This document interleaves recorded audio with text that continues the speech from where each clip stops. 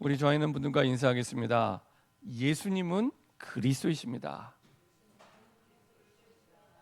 우리 한 번 더 인사하겠습니다. 임마누엘의 뜻을 누리시기 바랍니다. 마지막으로 우리 주일날 인사했던 로마를 향하여 가면 됩니다. 예, 이제 2025년이 몇 시간 안 남았습니다. 몇 시간이 아니죠. 몇 분 안 남았죠. 저는 개인적으로 2025년 잊을 수가 없을 것 같아요. 예, 시간이 어떻게 흘러갔는지 모르겠습니다. 정말 그 2025년 1월 달부터 지금까지 시간이 너무너무 빨리 간 것 같아요. 어떻게 지나갔는지 모를 만큼 1999년도에 교육자 생활을 시작을 했습니다.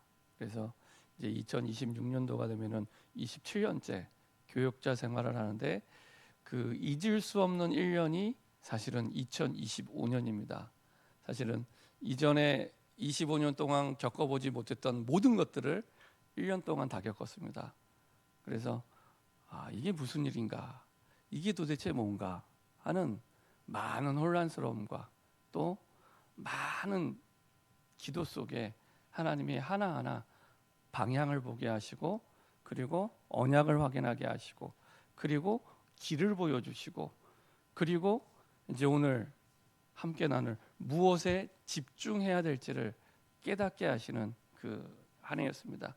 그래서 이전에 겪지 못했던 25년 동안의 그런 날들보다 올 한 해 동안에 가장 어려운 날들로 가득 차 있었지만 가장 큰 은혜의 시간이었고, 기도의 시간이었고, 그리고 앞으로 미래에 뭐에 집중해야 될지를 깨닫는 가장 소중한 시간이었습니다. 그래서 제가 돌아보면서 그 지난 1년 동안 이렇게 많이 사역하면서 울어본 적이 없는 것 같아요. 정말로 하나님 앞에 많이 울게 되고, 그냥 그 주중에 주일날 교회 와서 앞자리에 앉아 있으면은 그냥 이렇게 눈물이 주르륵 나요. 그냥 눈물이 이렇게 주르륵 나고, 이게 도대체 뭔가? 이게 지금 하나님이 도대체 원하시는 게 무엇인가? 이런 것들을 많이 질문하고, 그리고 하나님께 물어보고, 또 기도하고, 돌아보고, 또 하나님께 질문하고, 돌아보고, 그리고 말씀을 확인하고, 또 그래도 하나님이 아무 대답이 없는 것 같아서 또 질문하고, 또 확인하고, 또 물어보고, 이거를 1년 내내 반복하게 하신 것 같아요. 이렇게 정답은 하나님께만 있기 때문에 끊임없이 하나님께 질문했고, 또 하나님이 주신 말씀을 확인했고, 그 속에 이전에는 깨달을 수 없었던 많은 부분들을 하나님이 다시 확인하고 보게 하시는 응답의 시간표였던 것 같습니다. 특별히 오늘 주시는 이사야 60장 18절에서 22절의 말씀은 그 가운데 하나님이 2026년도에 하나님이 이렇게 하시겠구나 라는 그 말씀에 확신을 주시면서 주셨던 말씀입니다. 매년 이제 저희가 교단에서 달력을 하기 때문에 한 달 전에 이제 공문이 옵니다. 그래서 달력에 주문할 것을. 근데 보시면 알겠지만은 달력에는 항상 내년도 방향과 목표가 항상 들어가요. 그래서 항상 한 달 전부터는 계속 이제 기도를 합니다. 그래서 하나님께 또 질문하고, 말씀으로 확인하고, 또 질문하고, 정답은 하나님만 갖고 계시니까 또 질문하고 확인하고, 그러는 가운데 이 이사야 60장 이 18절부터 22절에 있는 말씀대로 특별히 19절 20절에 보면 다시는 낮에 해가 내 빛이 되지 아니하며 달도 내게 빛을 비추지 않을 것이요 오직 여호와가 내게 영원한 빛이 되며 내 하나님이 내 영광이 되리니 다시는 내 해가 지지 아니하며 내 달이 물러가지 아니할 것은 여호와가 내 영원한 빛이 되고 내 슬픔의 날이 끝날 것입니다. 그렇구나. 우리가 알게 모르게 나의 빛이라고 붙잡았던 것들, 그걸 하나님은 내려놓게 만드시고 진짜 우리의 영원한 빛. 특별히 태양계 가운데는 빛을 비출 수 있는 발광체가 하나밖에 없습니다. 그게 태양입니다. 그러니까 태양계에 많은 행성들이 있고 이게 별들이 있잖아요. 뭐 그 가운데 이렇게 화성, 지구, 목성, 토성, 그 주변에 있는 달 같은 경우에는 지구 주위를 도는 이런 별인데, 그 가운데 유일하게 빛을 비출 수 있는 발광체는 태양밖에 없어요. 근데 그 태양도 우리의 진짜 빛이 아니라는 겁니다. 우리가 생각하는 내 인생을 정말로 밝게 비추어 줄 수 있을 거야 생각하는 그 모든 것들이 우리의 진짜 빛이 아니라는 얘기입니다.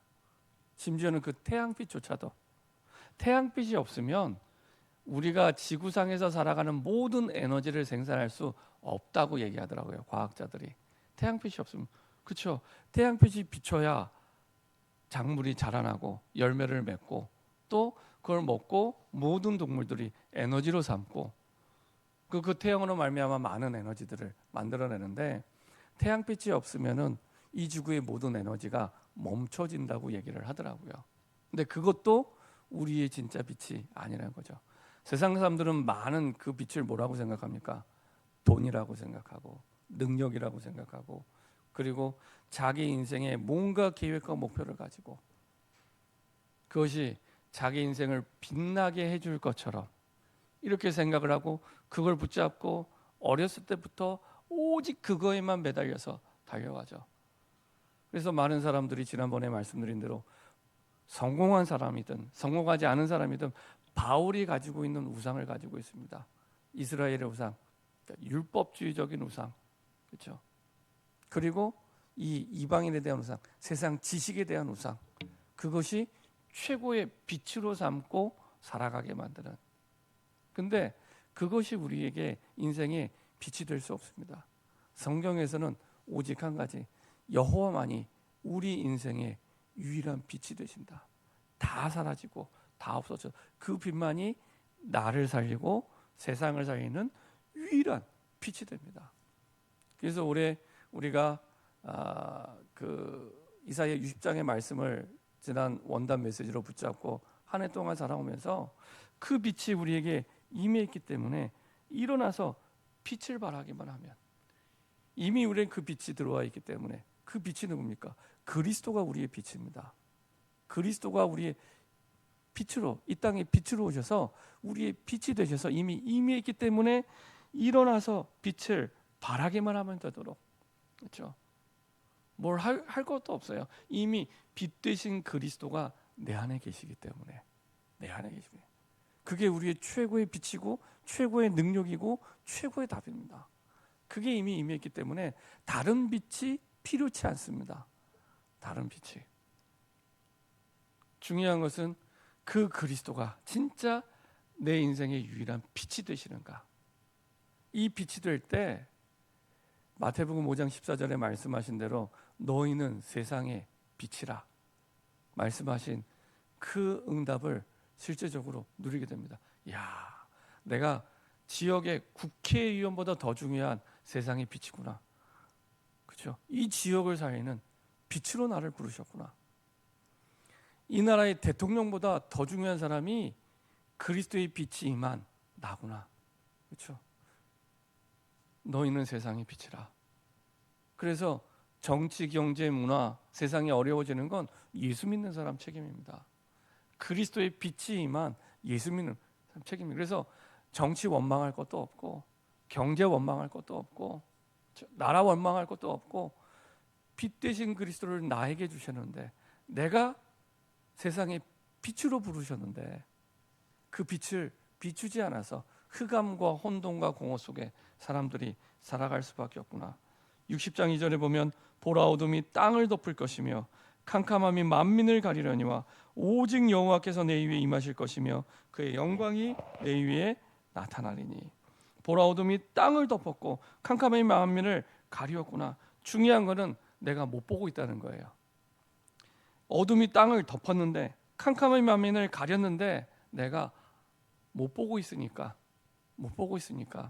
빛을 비추지 못하게 되는 거죠. 저는 4살 때부터 교회를 다녔습니다. 교회를 다니고 뭐 어렸을 때는 믿음이 있어서 다닌 게 아니라 뭐 어머니가 데리고 다니고 가야 되니까 가는 걸로. 그래서 가는 대로 가고 오는 대로 오고. 하지만 열심히 다녔어요. 그래서 지금은 그런 걸 잘 못 보지만은 제가 주일학교 다닐 때는 항상 이런 그 교회 본당 벽에 지금도 그게 환하게 이게 그 사진처럼 찍혀 있어요. 본당 벽에 항상 그 1학년부터 6학년까지 각 반별로 이름을 다 붙여놨어요. 어떨 때는 12제자, 1학년 뭐 1반은 뭐 이런 베드로, 그다음에 2반은 안드레, 뭐 이러면서 그 쭉 붙여놓고 거기에다가 그 스티커를 항상 붙였어요. 그래서 예배 시간이 끝날 때쯤에 각 반의 대표들이 뭐 예를 들면은 전도했으면은 별 하나, 이게 모양별로 다 또 의미가 있습니다. 별 모양, 세모, 네모, 반짝이로 이렇게 가위로 잘라갖고 전도했으면 별 모양 하나 붙이고, 그 다음에 출석했으면 그 반이 다 출석했으면 네모 하나 붙이고, 그 다음에 예배에 집중 잘했으면 세모 하나 붙이고, 그렇게 해서 제일 많이 높이 올라간 반은 나중에 연말에 시상하고. 그리고 이제 부장 집사님이 계셨어요. 지금도 그분 얼굴이 이렇게 선명하게 딱 찍혀 있습니다. 딱 예배 시간에 그 전도사님이 앞에서 설교할 때 누가 그 잘 앉아 있나, 떠들지 않고 예배에 집중하고 말씀 잘 듣나, 그러면은 이제 예배 끝날 때쯤에 너무 예배를 잘 드렸다면서 광고 시간에 연필 2자루를 줘요. 연필 2자루. 그래서 또 그 연필 2자루를 받으려고 아주 착하게 앉아 있습니다. 떠들지도 않고 딱 집중하고. 지금 생각해 보면 무슨 말씀 하셨는지 하나도 기억이 안 나요. 하나도 기억이 안 나는데 그 자리에 딱 앉아갖고 그 연필 2자루 받으려고 그렇게 매주 예배를 드렸어요. 그리고 이제 그 초등학교 때도 초등부 성가대가 있었습니다. 그래서 초등학교 3학년 때부터 성가대 매주 토요일마다 연습하고. 그리고 아시는 분은 아시겠지만은 그 주일날 어린이 예배가 오전에 한 번이지 않아요. 2번 있었습니다. 2번.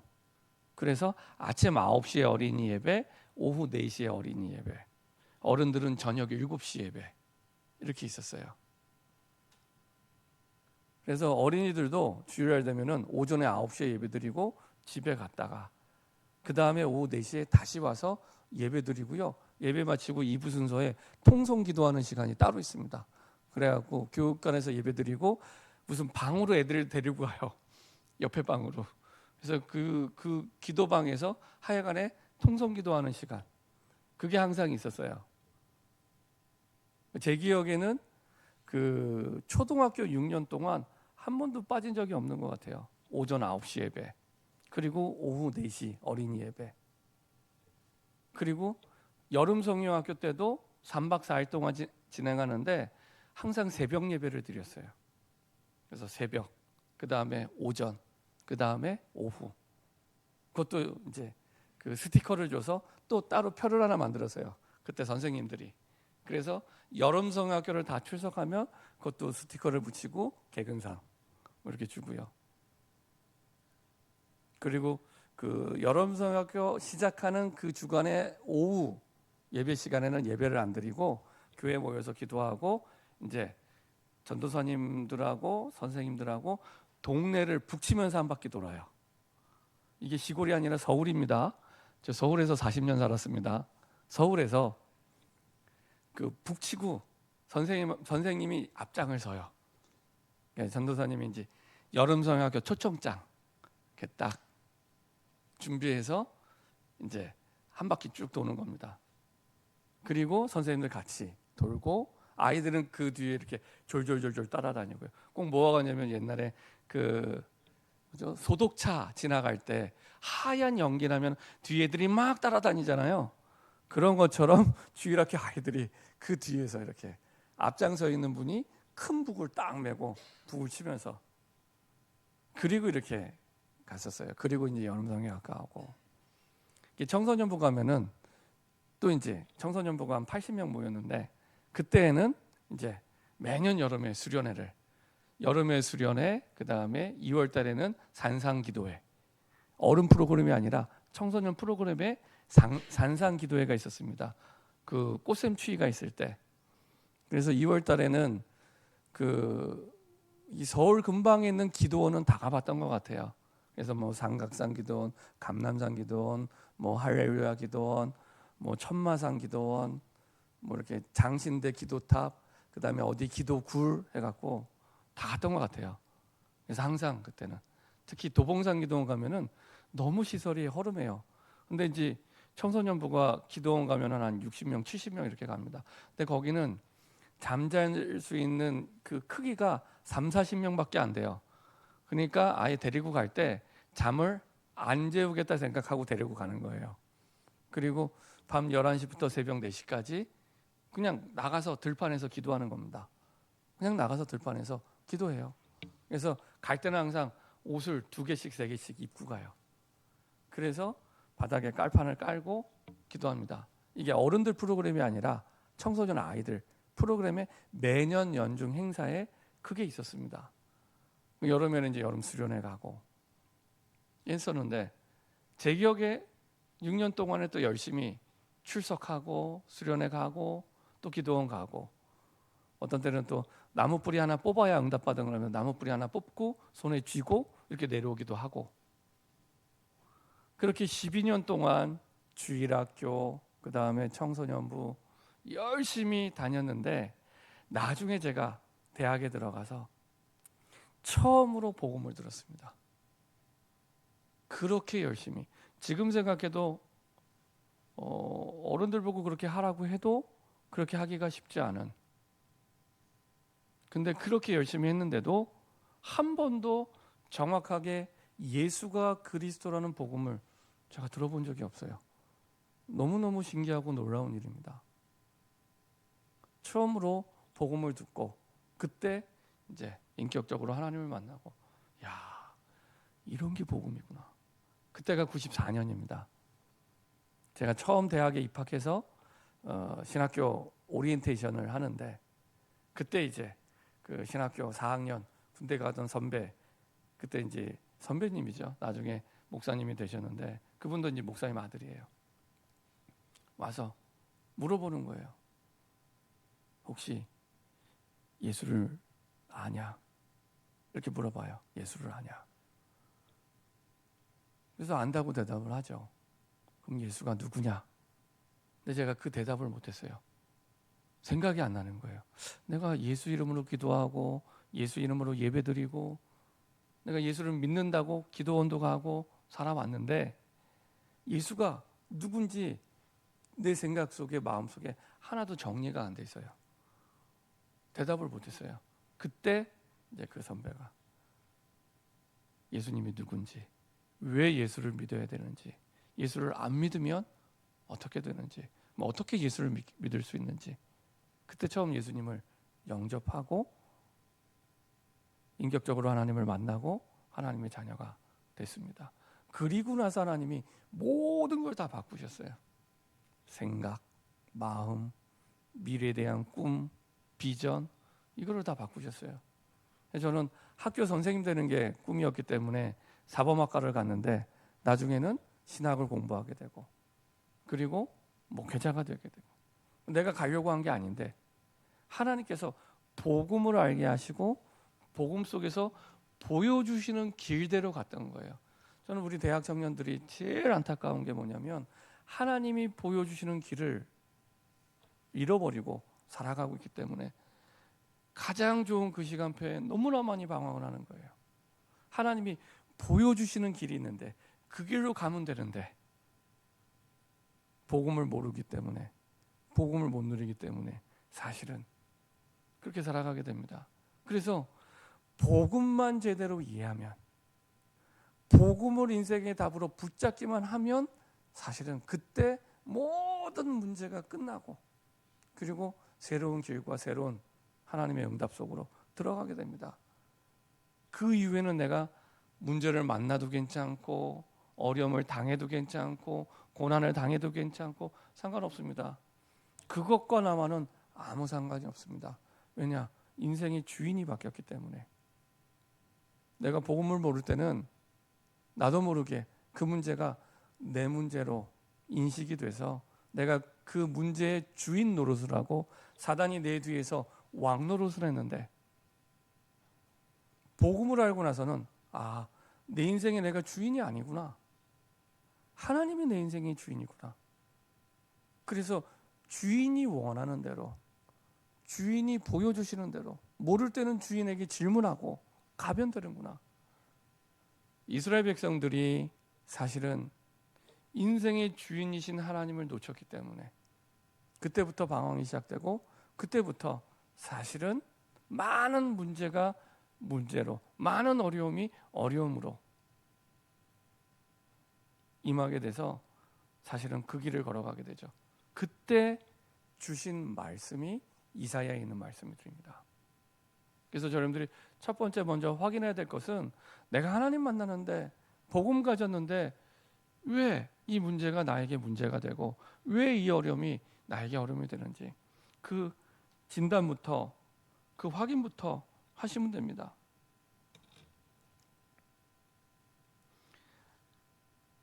하나님 말씀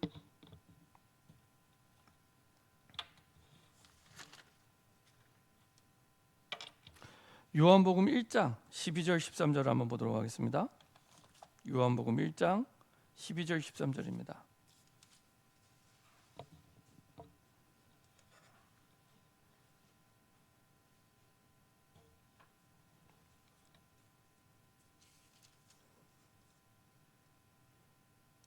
같이 한 목소리 합독하겠습니다. 자기 땅에 오매 영접하는 자 곧 그 이름을 믿는 자들에게는 하나님의 자녀가 되는 권세를 주셨으니 이는 혈통으로나 육정으로나 사람의 뜻으로 나지 아니하고 오직 하나님께로부터 난 자들이니라. 누구로부터 났다고요? 오직 하나님께로부터 난 자들입니다. 그래서 인생의 주인이 하나님이시요. 그래서 하나님이 그 인생을 처음부터 완벽하게 책임지시고 이끌어 가시죠. 근데 하나님과의 관계가 단절됐기 때문에, 인간은 존재 자체가, 시작 자체가 하나님과 함께 할 때만 행복하도록, 함께 할 때만 정복하도록 지음받았는데, 그 관계가 단절됐기 때문에 불신자가 망하는 건 당연한 일이고요. 아무리 능력이 있어도, 아무리 돈이 많아도 아무 상관없습니다. 반드시 망합니다. 단절되어 있기 때문에 하나님의 관계가.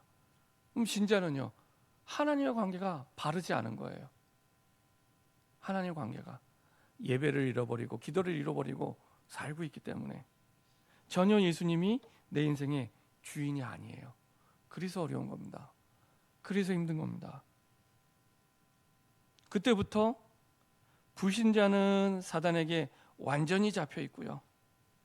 에베소서 2장의 1절 2절 보니까요, 이 세상 풍속을 따라 살도록 만드는 공중 권세 잡은 자에게 잡혀 있습니다. 근데 신자들도 하나님의 관계가 바르지 않다 보니까 생각과 마음이 사단에게 잡히게 돼요. 그래서 불신자는 아닌데 불신자 상태로 살아가게 됩니다. 불신자 아니에요. 신자예요. 근데 불신자 상태로 생각과 마음이 불신자 생각과 똑같아요. 마음이 불신자가 생각하는 대로 생각하고 내 마음도 불신자가 느끼는 대로 느끼는 거예요. 불신자가 아닌데. 왜 그러냐? 하나님과의 관계가 바르지 못하기 때문에. 다른 말로 하면은 사단에게 나도 모르게 불신자는 그 삶이 아예 잡혀 있는 거고, 신자는 하나님께 삶을 드려야 될 그 삶이 사단에게 드리는 삶이 되는 거예요. 사단에게 내어놓은 삶. 이렇게 되어버립니다. 그러면 정신적인 어려움이 올 수밖에 없어요. 하나님과의 관계를 잃어버렸기 때문에, 하나님의 관계가 바르지 못하기 때문에 정신적으로 어려움이 올 수밖에 없고 육신적으로도 어려움이 올 수밖에 없어요.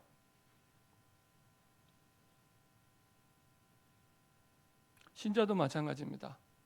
하나님의 관계가 끊어져 있으면, 바르지 못하면 우리의 육신도 우리의 마음도 사실은 계속 어려움을 당하게 됩니다. 그래서 사실은 우리의 몸은 영혼이 있고요, 그 다음에 정신이 있고, 그리고 육신이 있기 때문에 어느 한 곳에 문제가 오면 같이 문제가 와요. 육신의 질병은 육신으로만 오지 않습니다. 마음의 병도 오고 영적인 병도 같이 오게 됩니다. 마음의 병도 마찬가지입니다. 마음의 병만 오지 않습니다. 육신도 반드시 어려움이 오게 됩니다. 네. 그래서 우울증이 있는 사람들은 몸이 잘 안 움직여져요. 근데 우리의 몸은요, 원래 하나님이 만드실 때 움직일 때 건강합니다. 움직일 때 건강하도록 만들어졌어요. 그래서 움직이지 않으면은, 땀이 나지 않으면 계속 몸이 아플 수밖에 없어요. 근데 이게 같이 오게 됩니다. 마음, 육신, 영혼이 같이 있기 때문에. 이게 심하면 중독이 되고요, 심하면 집착이 되고요. 그래서 지금 이 시대가 사실은 집착의 시대, 중독의 시대, 그리고 나중에 넘어서서 자살의 시대가 되죠. 너무 많이 자살해요. 저는 얼마 전에 제일 충격적이었던 게 가까운 용인에서 자살 사건이 있었잖아요.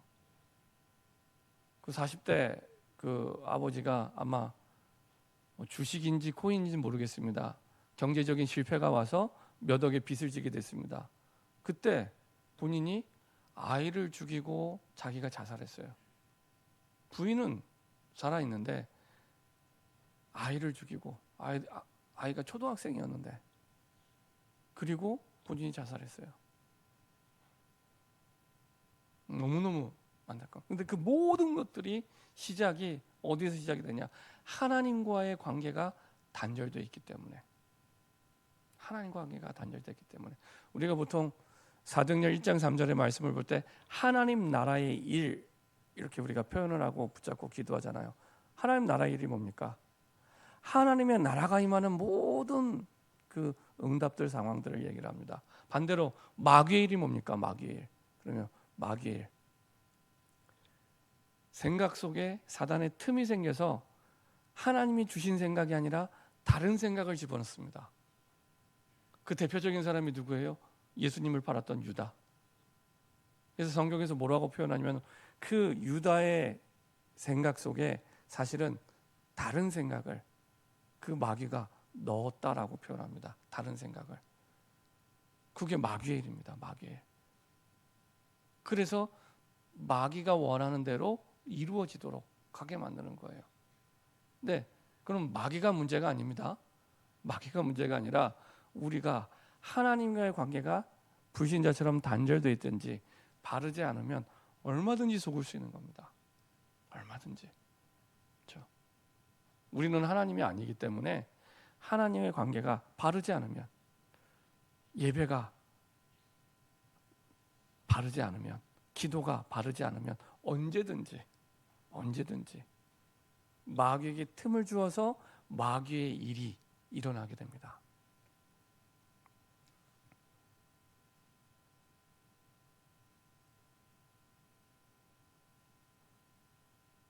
그래서 불신자들은 이 땅에 사는 동안에 지옥의 권세 아래 살다가 영원한 지옥에 가게 되고요, 신자들은 하나님의 천국은 보장되어 있는데 이 땅에 사는 동안 지옥 같은 삶을 살다가 하나님이 완벽한 주신 축복을 하나도 못 누리고 살아가게 됩니다. 그 배경에는 많은 우상이 있죠. 우상. 출애굽기 20장 4절 5절 보도록 하겠습니다. 출애굽기 20장 4절 5절.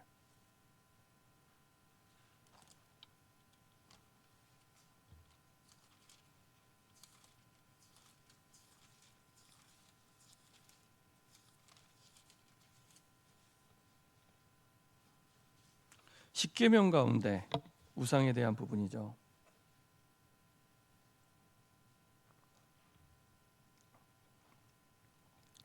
자, 4절 5절 우상에 대해서 아주 정확하게 말씀하고 있습니다.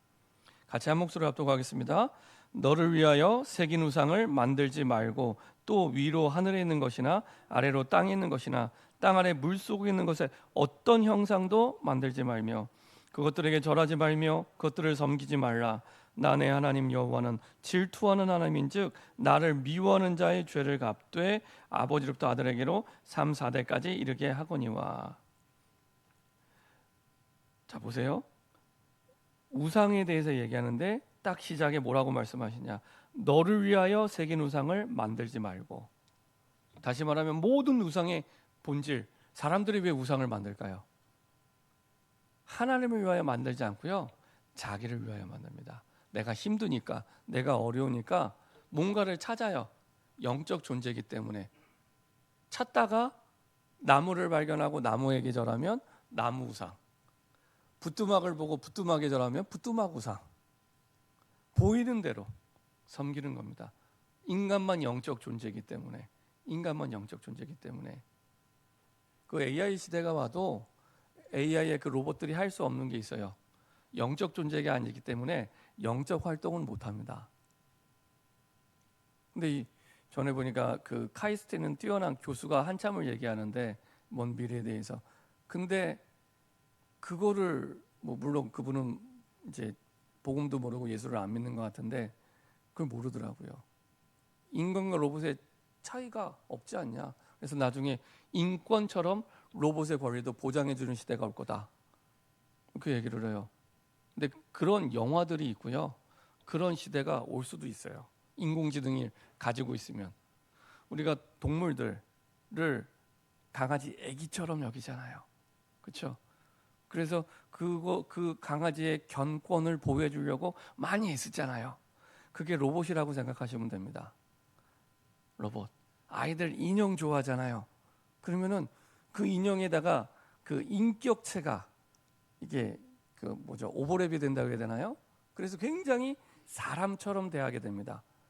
인형을 사랑하고 좋아하게 되면. 그게 강아지가 되면은 강아지가, 그게 로봇이 되면 로봇이. 불신자들은 복음을 모르니까. 그러면 그 과학자 말대로 될 가능성도 꽤 높아요. 예, 강아지도 견권을 보장해 주는 것처럼 로봇도 인공지능을 달고 나오면 로봇의 권리를 주장했는데, 이 세상은 그 신본주의가 아니라 민주주의잖아요. 국회에서 법을 정하면 그렇게 해줘야 돼요. 그렇게 해줘야 됩니다. 그래서 요새 개고기 못 드시잖아요. 그죠? 덕분에 염소 고기를 많이 드신대요, 요새. 그래서 염소 탕집이 급격히 많이 늘어났습니다. 예, 견권을 보호해줘야 되니까. 그래서 가끔은 이 견권뿐만 아니라 소권도 필요하고 우권, 돼지 돈권도 필요하고, 같은 동물인데 차별하면 안 되잖아요. 집에서 애완동물처럼 돼지도 기르는 집이 있더라고요. 예, 다 못 보신 분들처럼 저를 쳐다보시는데, 돼지를 이렇게 옷 입혀갖고 리본 이렇게 매달아갖고 그 돼지를 키우더라고요, 애완견처럼. 그래서 이야, 그렇구나. 근데 그거를 그 과학자는 로봇을 얘기하더라고요. 근데 그러면 다수결로 국회에서 손들면은 그 이제 그 보장해 줘야 돼요. 앞으로 미래 시대. 근데 그 로봇도 못하는 게 뭐냐? 영적 활동을 못해요. 영혼이 없기 때문에. 과학자들은 눈에 보이는 것만 가지고 다 판단을 하더라고요. 쭉 제가 강의를 들어보니까 눈에 보이는 것만. 영적 존재이기 때문에. 그래서 인간은 우상을 섬기는 겁니다. 로봇은 우상을 안 섬겨요. 우리는 영적 존재이기 때문에 어려울 때, 힘들 때 하나님 안 찾으면 반드시 다른 걸 찾습니다. 그걸 보고 성경에서는 우상이라고 얘기합니다. 남편을 찾든 뭐 자녀가 우상이 됐든 엄마가 우상이 됐든 아빠가 우상이 됐든 돈이 우상이 됐든. 그래서 우상의 본질은 눈에 보이는 뭐 형상 우상이 아니고요. 가장 본질은 창세기 3장의 나예요. 나. 그걸 우상으로 바라보는 나. 그 부뚜막을 우상으로 바라보는 나. 그 나무를 우상으로 바라보는 나예요. 나. 이 십계명이 굉장히 중요한 게 유대인들의 율법의 가장 근본적인 표준이 십계명입니다. 우리가 볼 때 그냥 뭐 십계명 그런가 보다 하지만 유대인들의 모든 율법에 600가지가 넘는 율법의 근본이 이 십계명이고요. 십계명의 가장 핵심이 창세기 3장의 나예요, 나. 똑같은 물건을 보고도, 똑같은 나무를 보고, 어떤 사람은 그걸 우상으로 보지만 어떤 사람은 그걸 나무로 보잖아요. 그렇죠? 똑같은 돌을 보고도 죄송합니다. 똑같은 돌부처를 보고도 네. 그걸 우상으로 보는 사람도 있고, 아 저거 그냥 돌이네 이렇게 보는 사람도 있잖아요. 내가. 그래서 우상의 가장 근본적인 본질은 창세기 3장의 나예요, 나. 가장 큰 우상, 눈에 보이는 우상이 아니라 나입니다. 자, 우리 말씀 한 구절 더 찾아보겠습니다. 그래서 뭐라고 얘기하냐? 골로새서 3장입니다. 바울이 너무 정확하게 잘 표현했습니다. 골로새 3장 5절 6절입니다.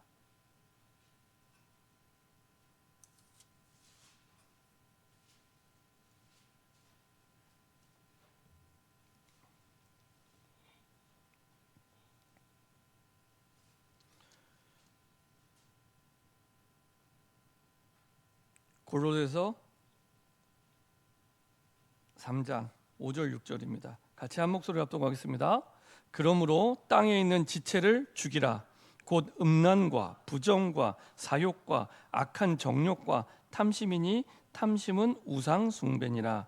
이것들로 말미암아 하나님의 진노가 임하느니라. 앞에 있는 거 쭉 얘기하면서 땅에 있는 지체를 죽이라. 곧 음란, 부정, 사욕과 악한 정욕, 탐심은 우상 숭배니라. 그 모든 것들의 마음이 어디서 시작이 되냐면 내가 하나님보다 더 사랑하는 거예요. 하나님보다. 내가 하나님보다 더 사랑하는 거예요. 그걸 보고 하나님이 가장 싫어하는, 그래서 아까 출애굽기 20장 4절에 뭐라고 말씀했습니까? 우상 숭배를 나를 미워하는 거라고. 우리는 아무도 하나님을 미워하지 않습니다. 그렇죠? 아무도 여기 계신 분들 가운데 하나님 미워하시는 분 손 들어보세요 하면은 아무도 없어요. 근데 하나님을 미워하는 게 뭐냐?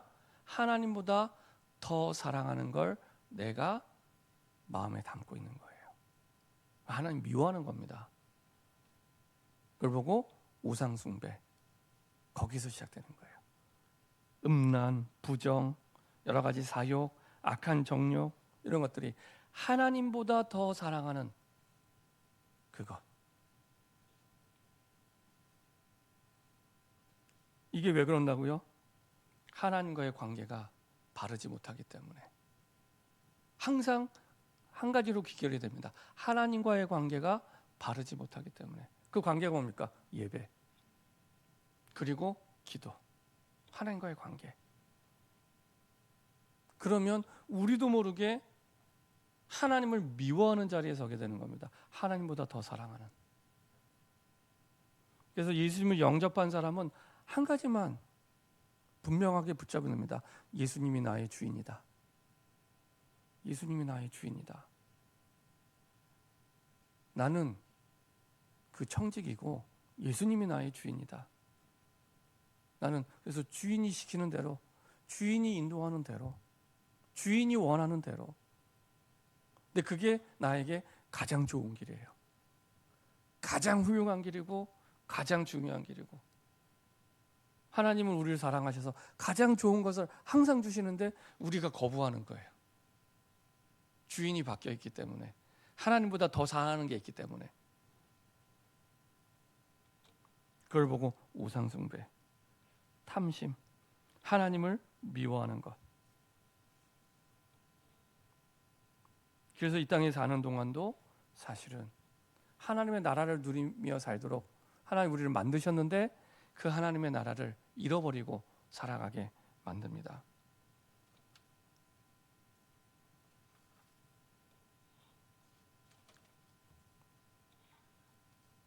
그래서 우리 삶에 한 가지만 분명하게 세워지면 됩니다. 한 가지. 오늘 이사야 60장 19절 20절 다시 한번 보도록 하겠습니다. 19절 20절. 이사야 60장 19절 20절입니다. 같이 한 목소리로 합독하겠습니다.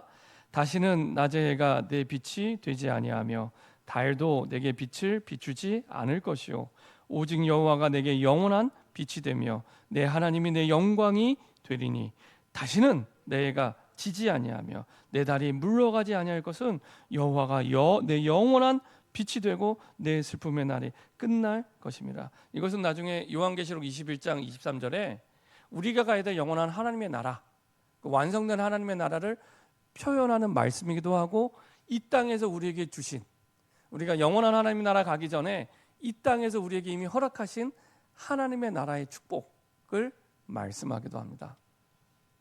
그래서 여호와가 내 영원한 빛이 될 때, 영원한 내 빛이 될 때, 그래서 오직 하나님만 의지하는 여호와의 망대가 내 안에 세워지면 됩니다. 그래서 저는 기도하고 말씀 준비하면서 2026년을 생각하면서 복잡하게 생각할 거 없다. 한 가지만 바르게 되면 됩니다. 내 안에 오직 하나님만 바라보는 여호와의 망대, 오직 하나님만 의지하는 여호와의 망대만 세워지면 되는구나. 그때 여호와가 나의 영원한 빛이 되십니다. 그걸로 끝입니다. 그럼 어떻게 된다고요? 그 작은 자가 여호와의 영광의 빛이, 영원한 빛이 된 여호와의 망대가 세워진 그 작은 자, 우리는 스스로 힘이 없고 연약하고 심지어 이제는 내가 나이도 많고 이렇게 생각할 수 있잖아요. 아무 상관없습니다. 그 작은 자가, 성경은 정확하게 그 작은 자, 작은 자라고 생각하는, 안 된다고 생각하는, 못한다고 생각하는 그 작은 자, 나이 많다고 생각하는 그 작은 자가 1000명을 이루겠고 그 약한 자가, 난 약해, 그래서 난 할 수 없어, 못해, 불가능해, 난 아파서 안 돼 라고 생각하는 그 약한 자가 강국을 이룰 것이라. 강자가 되는 정도가 아니라 강한 나라를 세우게 됩니다. 그 한 사람이요.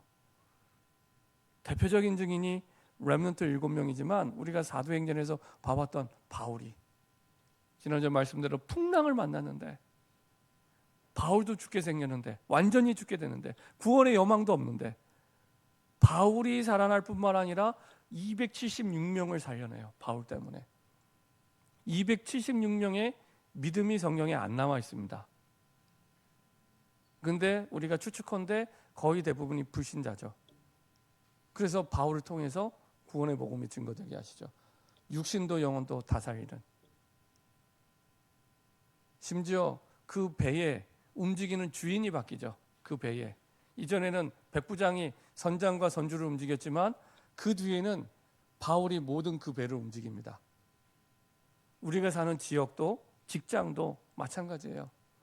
여호와의 망대가 세워지면 그 직장을 사장이 움직이는 게 아닙니다. 여호와의 빛이 임한 그 사람이 움직이는 겁니다. 그럼요, 우리에게 빛이 임하면 이 땅을 하나님이 대통령 중심으로 움직이는 것도 아니고 우리 지역을 국회의원 중심으로 움직이는 게 아닙니다.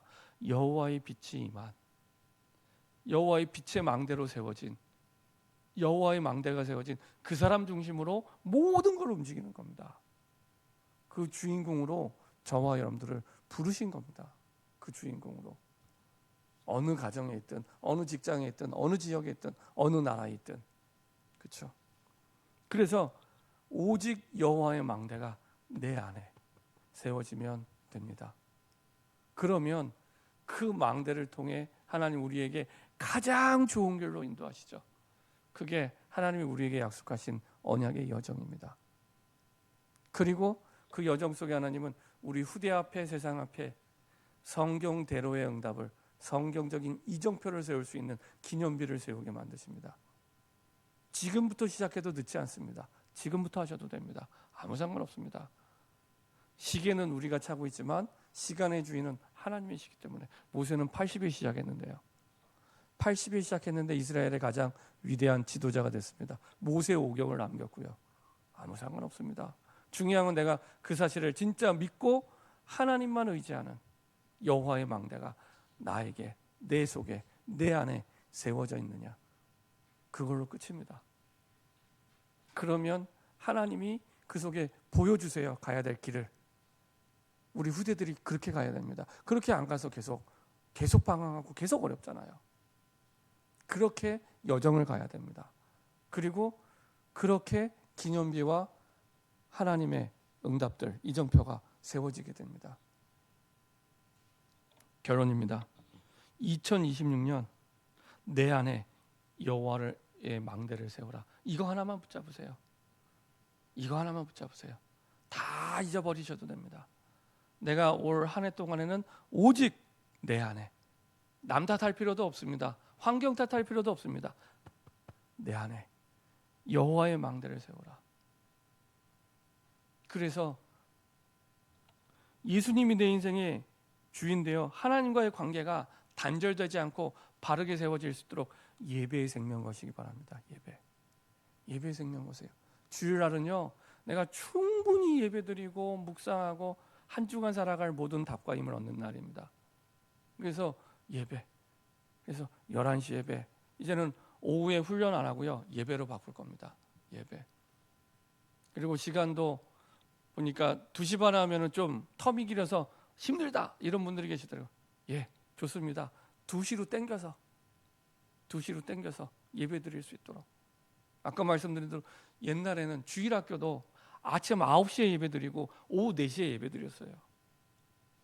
훨씬 어려울 때도. 그래서 주일은 내가 온전히 하나님과 함께 여호와의 망대를 세우는 날이다. 딱 마음에 담고요. 그래야 진짜 힘을 얻습니다. 그래야 진짜 힘을 얻고 진짜 회복이 되고 진짜 치유가 됩니다. 정말로 말씀에 집중해 보세요. 육신적으로도 치유되고 영적으로도 치유되고 마음도 치유됩니다. 저는 그 증거를 봤어요.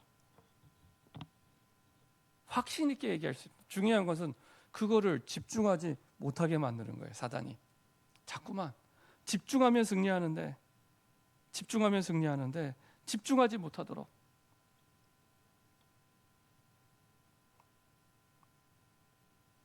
지난번에 빌 게이츠 아버지가 찾아보니까 빌 게이츠 어머니더라고요. 어머니가 저녁 식사 자리에 워런 버핏을 초청해서 식사할 때 질문했답니다. 1991년 7월 5일 날 빌 게이츠 부모님이 워런 버핏을 집으로 초대해서 저녁 식사 때 질문했어요. 원래 빌 게이츠는 워런 버핏 별로 안 좋아했대요. 둘 다 유대인입니다. 근데 테이블에 둘러앉은 사람들한테 질문했답니다. 당신이 성공할 수 있었던 가장 중요한 요인 단 한 가지만 꼽는다면 그것이 무엇입니까? 어마어마한 세계적인 성공을 했는데 빌 게이츠도 그렇고 워런 버핏도 그렇고, 워런 버핏은 초등학교 4학년 때부터 주식 투자를 했는데요. 당신이 성공할 수 있는 가장 중요한 요인 단 한 가지만, 2가지 3가지도 아니고 한 가지만 뽑으라 했더니요, 한 단어를 이구동성으로 얘기했대요. 그게 영어로 포커스입니다. 포커스. 빌 게이츠도 포커스, 워런 버핏도 포커스. 한글로 바꾸면 집중. 빌 게이츠도 오직 프로그램 만드는 거에만 집중을 했대요. 학생 때부터. 워런 버핏도 투자를 할 때 딱 정말 자기가 아는 것만 집중해서. 두 거장이 똑같이 집중을 얘기를 했답니다. 그 말은 우선순위가 중요하다는 거예요. 내가 나중에 할 것과 먼저 할 것을 분명하게 구분해 놓고 우선할 것을 확실하게 집중하고요. 나중에 할 것은 시간이 안 되면 다 버리는, 그게 분명했답니다. 그러니까 내가 집중해야 되는데 집중하지 못하게 방해하는 요소들을 명확히 다 버리는, 그래서 진짜 중요한 것에 집중하는. 2026년은 내가 하나님께로만 집중하도록, 그렇죠? 거기에 우리 모든 에너지를 드리고 우리 시간을 드리고 경제를 드리고 집중하도록. 그렇게 했을 때 하나님이 2026년 이 시간에 됐을 때 어떻게 역사하시는지를 풍성하게 포럼할 수 있는 저와 여러분 됐으면 좋겠습니다. 제 마음에도 그렇게 결단했어요. 내년 한 해 동안 내가 진짜 먼저 하나님 앞에 오직 여호와께만 집중해야겠다. 불신자도 하는 이 원리를 우리가 진짜 집중했을 때 하나님이 하시지 않겠냐. 마지막으로 기억해야 될 것은 처음부터 욕심을 안 내셔도 돼요. 내가 할 수 있는 것부터, 당연히 내가 할 수 있는 것부터. 나는 집중이 1시간이 아니라 5분 하기도 집중하기 힘들다. 그럼 1분 하시면 됩니다. 1분. 하지만 매일 1분씩. 매일 1분씩. 그럼 1분이 2분이 되고 2분이 4분이 됩니다. 그렇게 해서 아이들이 바뀌더라고요. 그리고 부모님들은 집중할 수 있도록 부모의 그 축복권을 가지고 기도해 주세요. 기도해 주세요. 아침에 눈 뜰 때 기도해 주시고, 잠자기 전에 기도해 주시고, 자식이나 손주가 멀리 떨어져 있으면 이미지로 그리세요. 아침에 눈 떴을 때 가장 먼저 내 자녀에게 손을 얹고 기도하는 것처럼 딱 마음에 담고 딱 손을 얹고 기도해 주세요. 흑암의 권세가 무너지고 하나님께로만 집중하고 복음을 깨닫고 예배에 집중할 수 있도록 아침 저녁으로 기도해 주세요. 그렇게 계속 흑암을 꺾어주시고 기도해 주실 때 어떻게 하나님이 역사하시는지를 보는 2026년이 됐으면 좋겠습니다. 그래서 내 안에 여호와의 망대를 든든히 단단히 세워서 2026년이 우리 생에 잊을 수 없는 가장 복된 인생의 전환점 되기를 소원합니다. 기도하겠습니다. 주님 감사드립니다.